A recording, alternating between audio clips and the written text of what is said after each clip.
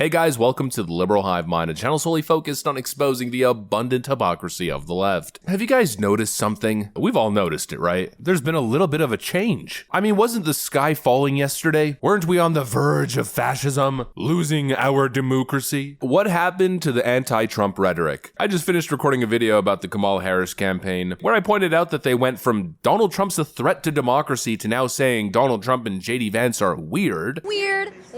It seems as though the Democrats have completely dropped the whole "the right is violent" talking points. And honestly, it seems obvious why. Because after the Trump shooting, they got exposed. I think that's what actually happened. Joe Biden had to apologize for his bullseye comment. Although obviously I don't think he internalized any of it, considering he said this about Speaker Johnson just the other day. Speaker Johnson said it's dead on arrival.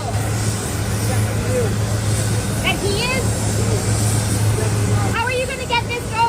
But he's obviously senile, brain no worky, so we'll give him a pass. I think the point still remains the Democrats have obviously ran away from this talking point, because clearly it doesn't win on the merits. The left isn't the party of tolerance, the left isn't the party fighting fascism and political violence. The left is the party of fascism and political violence, and once again that's proven today. Guess what, friends? You won't believe this. We got another hate-inspired crime, another Democrat hate crime targeting a Trump supporter. I wish I could report on this stuff as shocking. Oh wow, how could something like this happen? But obviously it's not surprising. It's pretty much par for the course. The violent left is at it again. Let me show you guys exactly what happened. We got some stuff to get into, so let's roll the tape. All right, folks, so this is probably why Democrats aren't talking about political violence anymore. Developing now in Houghton County, Hancock City Police say they need your help to find someone who could have caused a string of incidents over the weekend. The cases range from vandalism to a hit and run involving an ATV. TV6's Vinny Lavia joins us in the studio to break down what we know. Vinny. Grace, Cody, the Hancock Police Department is asking the community to help identify a suspect in a string of incidents in the city yesterday. The incidents are 2 vehicle vandalizations and a hit and run.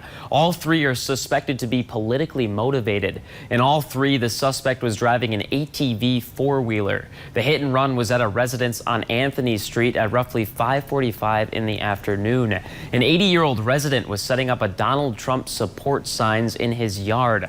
According to the police, the driver had pulled out the signs, and when the resident tried to put them back, the driver came back into the yard and ran the resident over. The resident is now at Portage Health in critical condition. We're not sure what could happen. Could he die from these injuries? Possible. If there's anybody out there that has any information on the person driving this four-wheeler, please call the Hancock Police Department. You can call the department at 906-482-3102, and you can find more details on uppermichigansource.com. Back to you, Grace and Cody.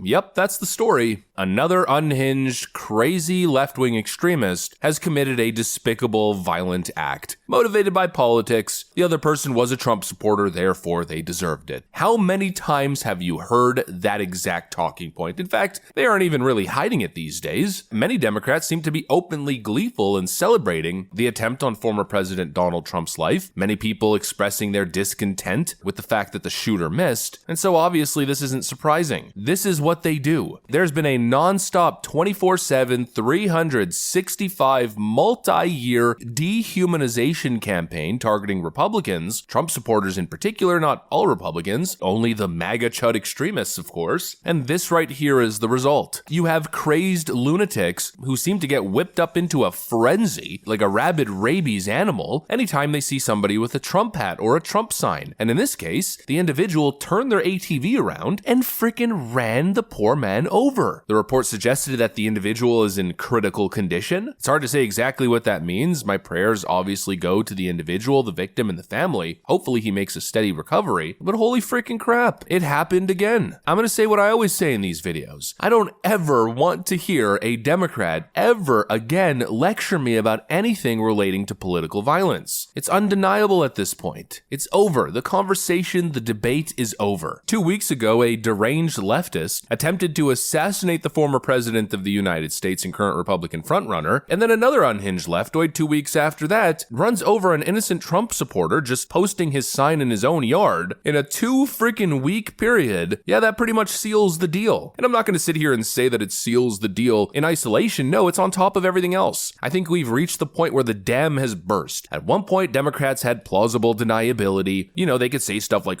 both sides. You know, they love saying that. Years and years and years of pointing out left-wing violence and extremism. Hey, look at this event, and this event, and this event, and this event. Hey, look, a video or a photo of a random leftoid losing their mind and just indiscriminately attacking a Trump supporter. Oh, look at this, a Trump supporter getting punched in the face for wearing a MAGA hat. Oh, look at this, another hate crime. Oh, look at this, a shooting, a mass shooting, targeting Christians from a far-left activist. You know, event after event, we've been covering all of these events, and every time the left was able to get away by simply saying, well, you know, political violence happens on both sides. It's a both sides issue. Right-wing extremism is the greatest threat to the homeland. Didn't you hear Joe Biden and Christopher Wray? Or they always point to January 6th. My January 6th insurrection. You know, that was their trump card, like frickin' Yu-Gi-Oh! You have activated my trap card. January 6th insurrection. Every single frickin' time. Well, at this point, I think the dam has burst. There's simply not enough. The left is obviously grasping at straws. They point the finger at January 6th. They've beaten that horse beyond dead. What's the next go-to? Jussie Smollett's situation in Chicago? Which, by the way, I might as well add, since we're in the middle of an election season, Kamala Harris has yet to clarify her stance on the issue or apologize for the clear fake news that she promoted relating to the Jussie Smollett story.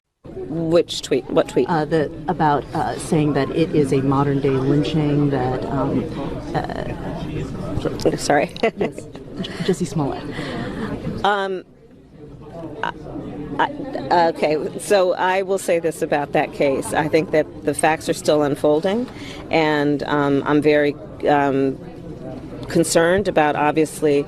Yeah, she promoted that hoax, but anyways, is that going to be the pivot? Of course not. The Democrat pivot, in my view, is simply taking the L on the issue. They're not talking about democracy, at least not like they used to, certainly not in the media. They're not doing the whole Rachel Maddow dramatic act, my life's in danger, calls to violence on us poor journalists. Yeah, I think the act is over. I think the grift is over. We've obviously won the argument. Nearly every single example, it's gotta be at least like a 50 to frickin' 1 left to right ratio. Almost every story of political violence that comes out, the perpetrator is always a deranged leftist. Always. And here we go again. Frickin' another one. DJ Khaled, another one. Another one. You know, really, that's the way I should start introducing these videos. We have covered so many examples. Next time, because obviously it's going to happen again, we're just going to start off the video with another one. You guys are going to understand exactly what we're talking about. The left is obviously the side that is marching towards political extremism. They're the ones who have crafted these life or death narratives. They're the ones openly calling for violence. I mean, just tune into a Hassan stream, a Destiny stream, a Vosh stream. It's not even like they're hiding it. The most prominent of thinkers and speakers of these communities are all essentially openly calling for violence. The hyperbole of their rhetoric, in a way, almost calls for violence, or at least justifies it. And here we go. It happened again. That's pretty much it. Another one. Another one. The truth about this issue is obvious. The media obviously wants to ignore it, so I'll just continue to expose it and bring you guys these stories. If you enjoyed this video, make sure to leave a like and possibly subscribe. You know, we'd love to have you. Thanks for watching, and I'll see you on the next one.